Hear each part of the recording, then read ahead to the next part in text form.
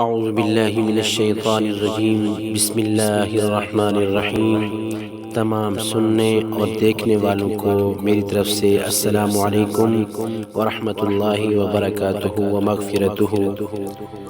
آج آپ حضرات کے سامنے اللہ تبارک و تعالی کے اسماء الحسنی میں سے ایک نام ذکر کیا جائے گا، فضیلت کے ساتھ، فوائد کے ساتھ، ان لوگوں کے لیے کہ جو والدین اپنی بیٹیوں کے رشتوں کے حوالے سے پریشان ہیں، وہ اللہ تبارک و تعالی کا یہ اسم یا لطیف ہو 150 مرتبہ بعد نماز عشاء پڑھے، والدین میں سے کوئی ایک، والدہ یا والد، انشاءاللہ اچھا رشتہ آ جائے گا۔